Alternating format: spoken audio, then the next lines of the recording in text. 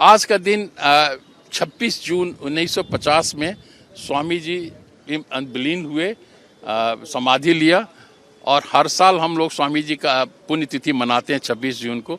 इस साल वो स्पेशल इसलिए है कि ये 75वां उनका पुण्यतिथि है। उससे भी बड़ा है कि स्वामी जी को हम लोग भूल रहे थे, हमारे साहित्यकार भूल रहे थे, लेकिन एक अमेरिकन 1957 में एमए लॉस एंजलिस से करने के बाद में अपने पीएचडी का सब्जेक्ट ढूंढ रहे थे और वो खुद किसान परिवार से आते थे, खुद भी नौजवान थे तो खेतों में काम किया था।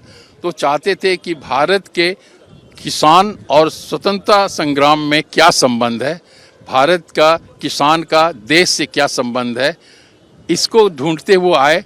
तो उन्हें सलाह दिया गया, कुछ विजिटिंग अमेरिकन प्रोफेसर जो थे दिल्ली में, इलाहाबाद में, एमआईटी के प्रोफेसर थे, उन सबों ने कहा कि बिहटा में एक सीताराम आश्रम है जिसमें स्वामी सदानंद सरस्वती नेतृत्व किए पूरे भारत में, जो भारत कश्मीर से चिटगांव और हिमाचल से केरला तक फैला था उन दिनों में, उसका नेतृत्व यहाँ बिहटा आश्रम से किया। और वो आके उनके पेपर, उनके जो डॉक्यूमेंट्स हैं स्वामी जी के, जो लेखन है, उतना ही नहीं, ये बिहार, झारखंड और यूपी में जो भी गांव उनका आंदोलन से जुटा था, जो भी व्यक्ति उनके आंदोलन से जुटे थे, सबों से मिल के, इतना ही नहीं, जिस अंग्रेज मजिस्ट्रेट ने गोली चलाया था किसानों पे मुंगेर में, कुछ लोगों का डेथ हुआ था, उस मजिस्ट्रेट से जो 90 इयर्स हो गए थे, इंग्लैंड में जाके उनका इंटरव्यू लिया और वो रिसर्च किए और पीएचडी 1961 में हुआ। इस दरमियान वो स्वामी जी के व्यक्तित्व को जाना, उनके महत्व को जाना, वो उनके भक्त हो गए। और उस समय से 40 साल तक यहाँ के डॉक्यूमेंट जो ले गए बिहटा से, उसे south Asia study centre Virginia university में खोला और 6 स्टूडेंट्स को पीएचडी स्वामी जी किसान और बिहार के कल्चर पे, साधु और समाज से क्या संबंध है, इस पर रिसर्च करवाया।